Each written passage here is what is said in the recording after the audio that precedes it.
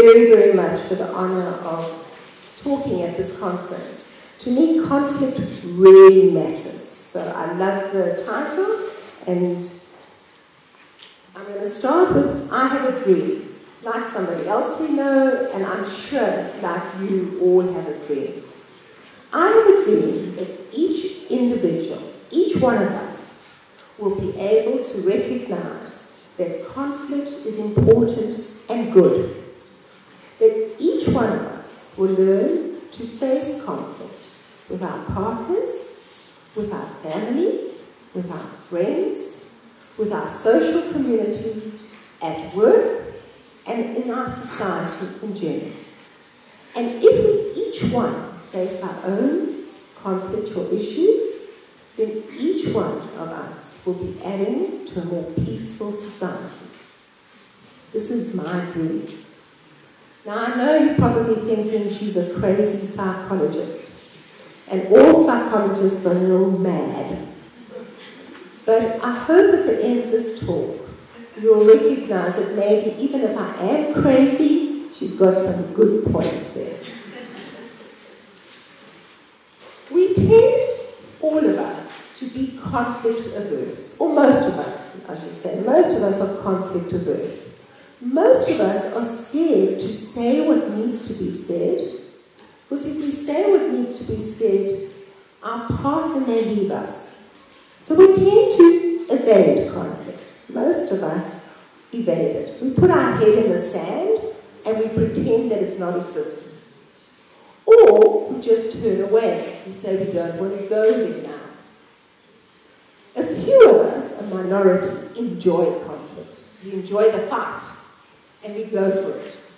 But that also doesn't resolve the conflict. At that point in time, we still have a winner or a loser. That's not a resolution. On a societal level, we have the same problem. Most of us, most of the world, if you think of it, the majority still live under an autocratic, dictatorial, or totalitarian state. Most people don't have a say. Even in those countries that call themselves democracies, most of them don't actually practice pure democracy. And then, as Jefferson said, for those that do practice democracy, it's actually almost the tyranny of the majority. The minority are not listened to. They have to, as they say in the UK, in the US, say, suck it up. Just suck it up and get on with it. So minorities are not heard. They're often isolated or rejected. And their viewpoint is not included. What happens when we as individuals don't have our say, when we don't tell our partners and our friends what we're really thinking? And what happens to the minority voices? The reality is that they don't go away. They stay. And we can see that in the form of behavior which we know in deep democracy as the resistance line. I'd like to introduce you to this resistance line that you can first of all recognize it amongst yourselves, and also, if you're working in this area, be able to use it as a diagnostic tool. It's a very useful tool. So the resistance line starts with a joke. I'm not talking about a joke, a normal joke. You know, sometimes a joke is just a joke. I'm talking about the sarcastic joke. The joke that's got a bit of a barb in. We all use the joke. When we try to say to our friends and neighbors and family and even business partners, we try to give them a message, we'll often put it into a joke. Often they don't get the joke. The same is true in society. How many of, we basically, or most of societies, we have that satire, that humour, the cartoons that give us a sense of reflection of what's happening in society. Similar to the court jester of long ago, the person who actually tells you what's happening. In South Africa, we still have that as the praise singer. He's the person who goes before the leader and actually tells the leader how good or bad he is. He's a praise singer. but he's telling the reader what people think. The next one is excuses. This is when we can all recognize this, when you basically don't want to tell your partner that you hate the mother-in-law. You can't really tell the partner that, so you just give lots of excuses. You know, I really like going to your mom, but not today because I have another appointment. Or, I want to go to your mom, but we'd rather let her look after the children because she really wants to see the children. I'll give you one very important piece of advice. And if you can use nothing, remember nothing else, remember this one. If anything continues to continue beyond 3 times, beyond the level of logic, because as you've gathered, you can learn things pretty quickly. But if anything, any emotion, any behavior, or any excuse continues beyond 3 or 4 times, it looks like a duck, walks like a duck, but it's not a duck. It's not about what people say it is. There's an element of truth in the excuse, but there's really far more there. We can see excuses on a societal level very much from looking at what's actually happening right now in society with the refugee problem. We've had a refugee problem for a long time. We've had people coming from boats to both Australia and to the Mediterranean for a long time. But we're still discussing it. We're still having different dialogues about it. What's the decision? Excuses, behavior continue. We then have gossip. You know what happens when you have a fight with your partner. What do? The first thing you do is you phone a friend. You want to have a coffee or a beer. What do you want to do? You want to gossip to your friend about your bad partner because you can't talk to them. Because at this point in time, you're not talking, you're having a fight. So you want to gossip. We can see gossip also happening on a societal level very much. How many times do we gossip about politics? How many dinner parties have you gone to when you can say, I can save the world if only we could do this and this and this? But in reality, how many of us actually do anything? Good question. The next part of the resistance line is poor communication. This is when communication breaks down.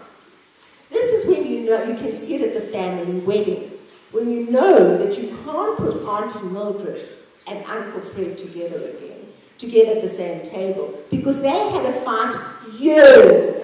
By the way, they know now both senile and they don't even remember what the fight's about, but you can't put them at the same table. The members of the family remember the squabble, and by the way, they took sides. And so we get the beginning of groups emerging. People who hate one another just because, like Romeo and Juliet, one family hated another. We don't know why, but it continues. We also can see this as a societal level. When we don't know people, when we don't actually meet them, how we develop stereotypes about them. We know from research that if you want to overcome things like racism, make sure that children are educated together. That breaks down the stereotype of the lack of communication. The next one is, and I'm going to use both of them, is the disruptor or the go slow.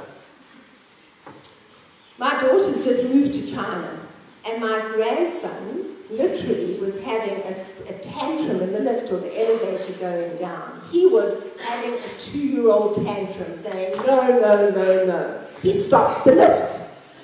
You can imagine what all the other Chinese people who didn't understand English thought at that point in time. He was disrupting.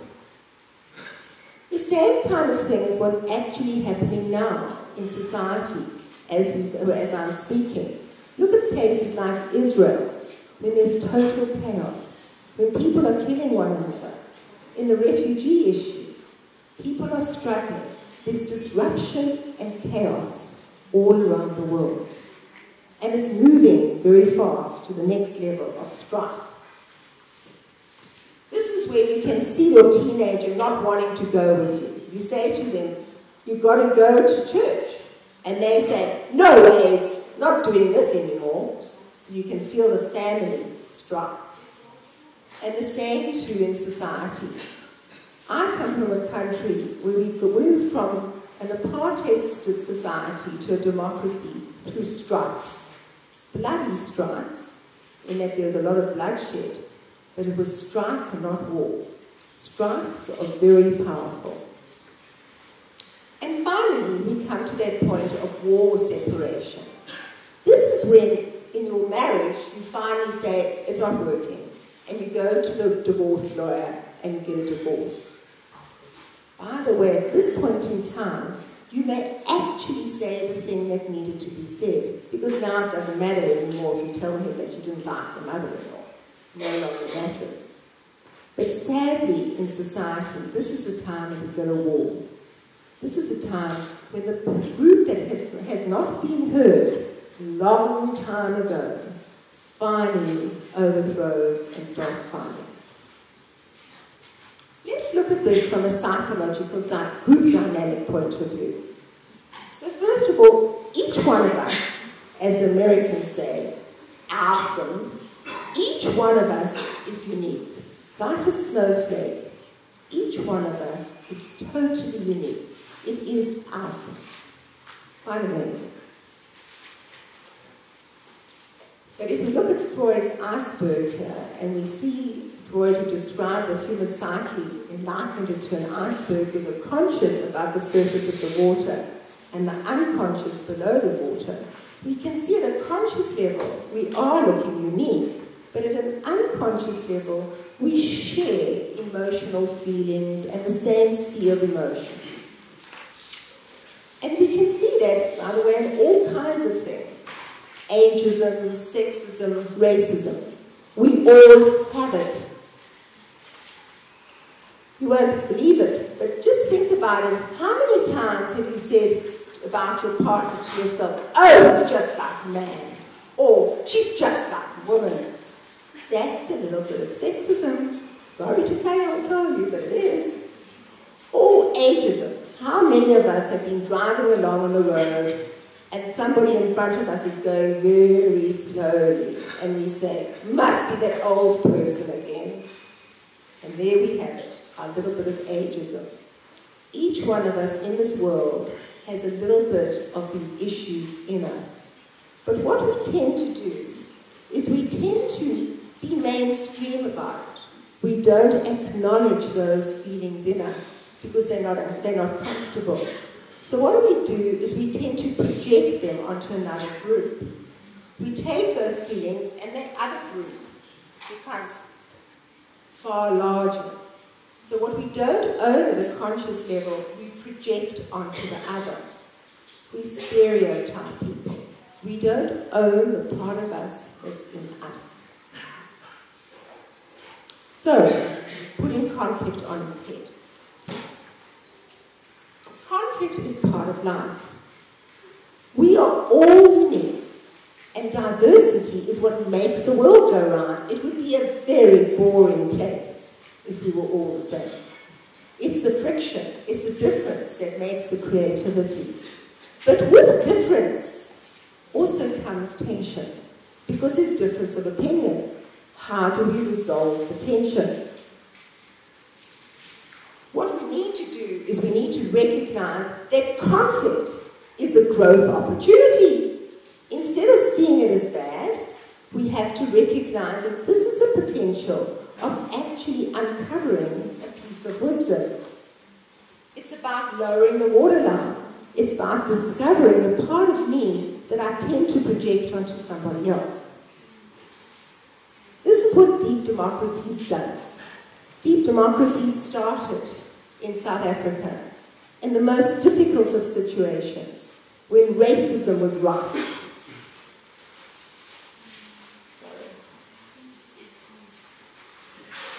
This method grew out of trying to help people in one larger organization be able to work with one another as South Africa went through that change from apartheid to a new dispensation of democracy. It was very tough. The method, which is now in over 30 different countries, has stood the test of time and has been used in all large-scale interventions. It's been used not only by myself but many other practitioners, some of them in this room, by the way, who have used it in relation to all of the isms, in relation to conflict with large groups, and with major societal issues. And here's the good news. You can use it amongst yourself. You can use it for your own personal issues. I'm going to briefly tell you about, sorry, checking the time here. I'm going to briefly tell you the 4 basic steps of deep democracy. So first of all, there's 4 basic steps. And the first basic step is to recognize that you're in conflict and for a while you're hating someone. And that's fine. It's a human emotion to hate someone. Don't think it's bad. But when you're over-hating them, and they're over that too, then it's important to agree to do some conflict resolution. Don't leave it. Move into it. Lean in, as they say. And in order to do that, we're going to create we're going to have safety rules. There's 3 implied safety rules in this method. The first is that we recognize that each one of us is unique. And each one of us is right. But no one has a monopoly on the truth. The second one is that, as Lao Tzu, the famous philosopher, said, in order to make peace, make war, we are inevitably going to have tension. We need to resolve the tension in order to have a peaceful relationship. No relationship is smooth. And the third one is we're going to use conflict as the way of growth. We're going to uncover something about ourselves. The second step, which is totally counterintuitive to any other methodology, is we say it all. We're going to throw all the arrows. We're going to do this. We're going to get rid of all the rage. We're going to say what needs to be said. We're going to do it in a very structured way, where both sides hear one another. So it's done in a way that's safe, but at least we have our say. Once that stage is over, there will be something of truth in what the person has said.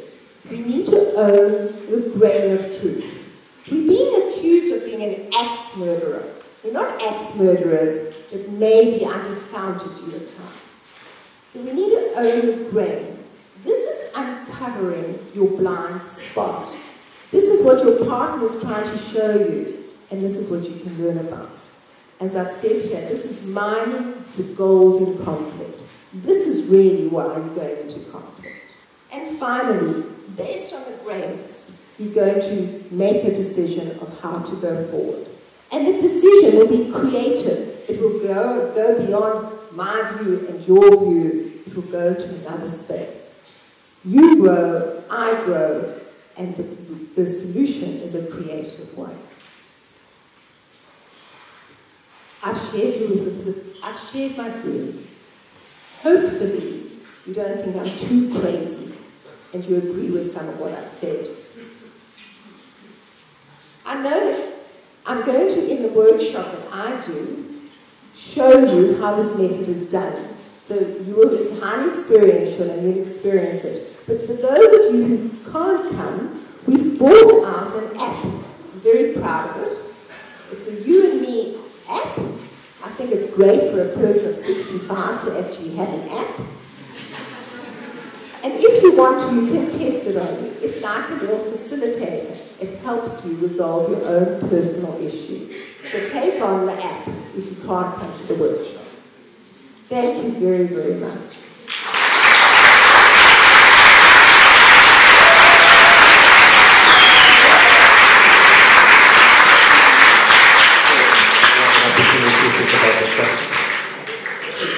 So one of the other tools of deep democracy is decision making. And when you're in the minority voice, we turn to the minority and we say, what will you need to come along? So I'd like to leave you with this question. You've heard from me, you need to lean in and go into conflict resolution.